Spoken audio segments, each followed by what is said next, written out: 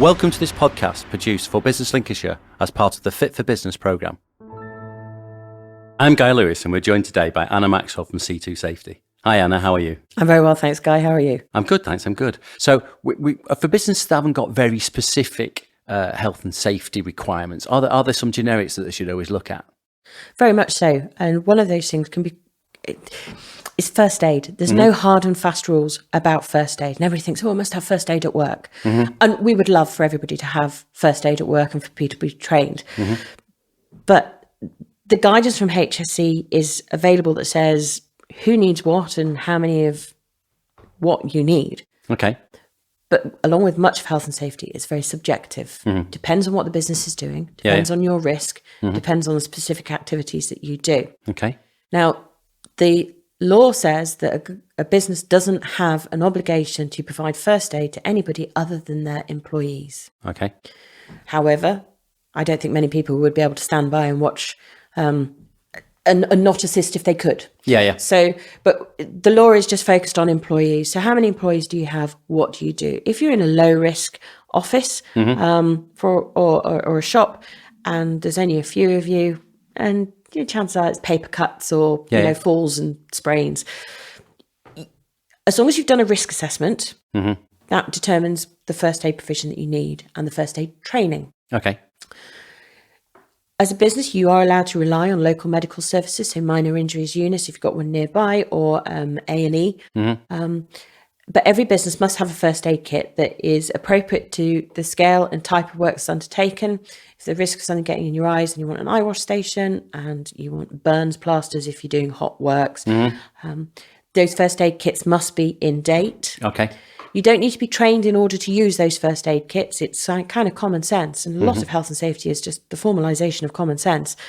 But you do need to check them routinely. And everything needs to be signed and it needs to be accessible so that anybody who's in the premises knows where that first aid kit is. Okay.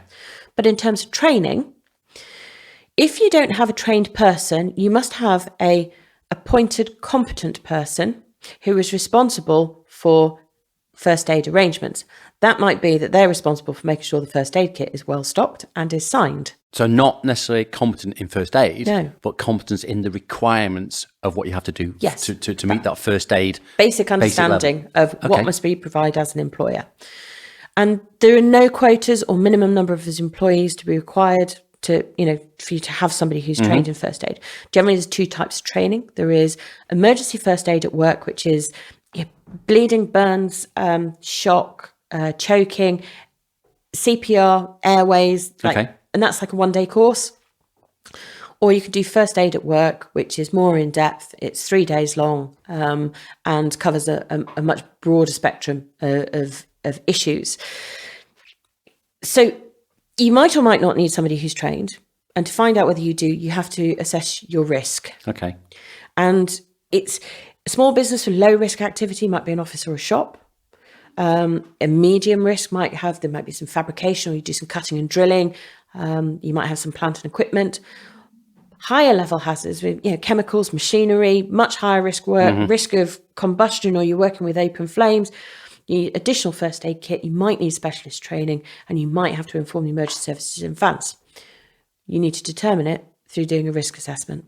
Okay. There are people who can help you do the risk assessments, and the course providers, if you're in any doubt, contact organisations such as St John's Ambulance. They provide first aid training in the workplace.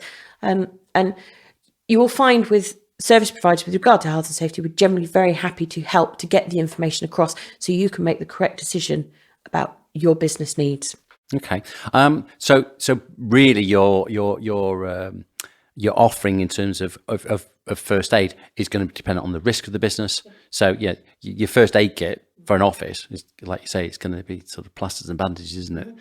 Whereas actually you're getting more into plant, you're getting more into eye washes, you're getting more into burns, etc. And that should follow accordingly. What other things should we consider around first aid? So we've got to look at how your shift patterns are. Okay. You need, if you're working 24 hours a day, you need to have provision in place 24 hours a day. We need to look at multi-level workplaces. If you've got 2 floors in your workplace and they're quite large, you might need 2 first aid stations. If you are spread along a long building, you might want one at each end. You don't want to be, have to send somebody pelting up 3 sets of stairs and down a long corridor to go find the first aid kit that they're not sure where it is because the sign's been obscured and actually nobody's checked it for 6 months and it went out of date. Because when we buy our first aid kits, we buy them off a shelf. They might be sat on a shelf for 2 years, and there is a date stamped on most sterile items, and that's what we're looking for. And again, record your checks of your first aid kit. Record as part of your emergency provisions plan, and train your staff in what your emergency procedures are and where your first aid kit should be included in your workplace induction. Okay, and that's the first tick in the box. Okay.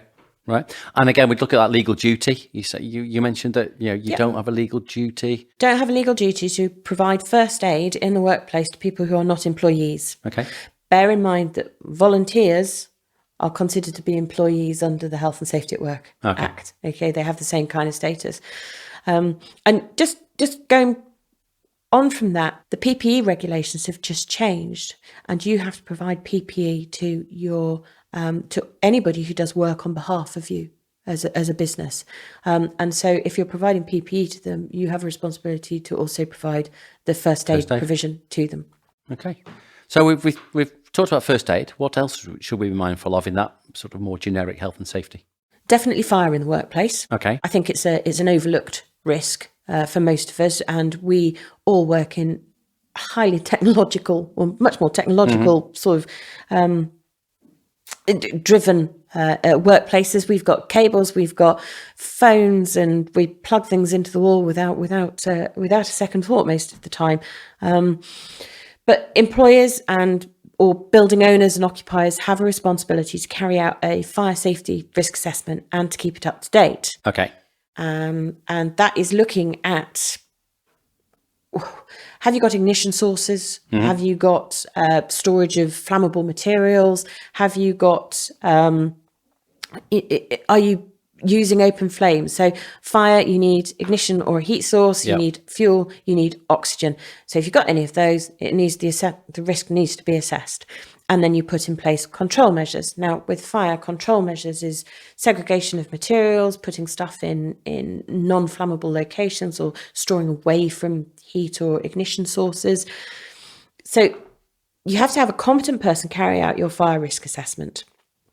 And your insurance policy will probably only cover you for fire if you have a fire risk assessment in place. Okay. And if it says in there that you have to have a fire extinguisher in this place, then you must have a serviceable fire extinguisher in that place. So, then you talked there about separation. So you talk about don't put a heater next to the sort of the waste paper bin. Yep. It's pretty obvious stuff, isn't it? It is, but you'd be surprised as to how it doesn't necessarily figure in people's minds. So we want to avoid accidental fires. So making sure that heaters can't be knocked over, making sure that they've got guards on them, making sure that they are serviceable, ensure that they have been PAT tested. So PAT testing is portable appliance testing, and that needs to be done by a competent person. That's about electrical safety, I guess. That's electrical safety, but it's the biggest source of fires in the workplace. We've got coiled cables, we've got dodgy cables, we've got all sorts of things, That, you said that ignition source. Yep. So pack testing really important for that. It is, and so if you're in any doubt, speak to your friendly electrician, and they will be able to advise you on what you need to do. Okay. So good housekeeping is key. A lot of the time to fire in the general workplace. If you are in a high risk workplace and you've got specific risk assessments in place. So at the moment, I'm just talking maybe in the office or in the shop or low risk. But it gets escalated up, doesn't it? As you do. So, and therefore you should, the amount of time you spend on it, the sort of risk assessments, the depth of them actually get bigger and bigger, I guess. But also looking at training for fire. Okay. And there is, every workplace must have a means of raising an alarm for fire, be that you shout fire, fire, fire, be that you've got an air horn or that you have a fully integrated system that is maybe connected straight through to the fire service. All of your employees need to be trained in what to do in the event of a fire. And so we have fire drills, and you should do a fire drill every 6 months, and you should record the results of that fire drill. So who attended and how long it took for everybody to get out. And part of your workplace induction training will be going through the fire procedure, showing everybody where the fire assembly area is. And the other thing that you can do with regard to fire training is have fire warden training. Okay. So people are nominated to have responsibilities. And that might be that they're to be the last person out of a certain area, or they've got to do a sweep, making sure that doors and windows are shut, all of those sorts of things. And another thing that you can do with training, and is often integrated into fire warden training, is physically have a go at using a fire extinguisher. Yeah. Because it comes as a real surprise to people that you think it's going to come out with loads of water, really forceful, and it doesn't. The water sort of dribbles out. Great fun though, isn't it? The foam sort of is just, it's not quite like an Ibiza foam party, it's people are surprised. And then also, if you let off a CO2 canister, people are very surprised as to the force and the noise that comes out of that. So it's the familiarization. It makes people competent that you'd be safe or more comfortable to use a fire extinguisher in the event of an emergency. And part of fire training, that positive safety culture that we've been talking about through all of these podcasts, is to make sure that people don't misuse or misplace equipment that is provided for emergencies and for safety. And prime example, fire extinguishers holding open fire doors. And so management inspections, going around checking that everything's in the right place and that everything is signed, and then education and training of your workforce so that they know what is provided for safety by the employer must not be misused, misplaced, or damaged in any way. So it should be left on a fire point. Got you. So that's you covered a few things there. It's sort of escape routes that need to be unobstructed, or fire doors that need to be not kept open with fire extinguishers, because they're fire extinguishers, not door stops. Yep. And I guess your fire wardens they're part of the evacuation process, but also maybe part of that day-to-day keeping it, making sure these things are happening, making sure that everything's so it's part of their duties to do that sort of risk assessment ongoing. Yeah, and everything that we have spoken about is just an ongoing process. It needs updating. People need to be kept updated. People need to have continual awareness training. Needs to be continuous management inspections. Now, we have also spoken previously about people's perception of health and safety being onerous and taking a lot of time. Yeah. But actually, all of these things are just done naturally within the workplace as part of your daily checking your workplace is safe. Is it comfortable for me to work in? Ooh, that fire extinguisher is out of place. We'll move it back to where it should be. And that's what training brings, an awareness that people can just go, that's in the wrong place, going to do something about it that's positive. Yeah. Okay. So, and I guess keeping these procedures up to date is really important. So, so making sure everyone knows that the sort of there are fire alarms. Again, hardware's checked, it's in date. There's the means of raising alarm hasn't changed. It's you've grown, you used to do it by shouting fire, fire, fire. There's now 50 of you in different rooms, and that's not possible. Okay, and then emergency plans of exit and where you might sort of assemble. Yes, very much so. And we can't assume that just because people have done all of this at the workplace induction, they might have started 15 years ago.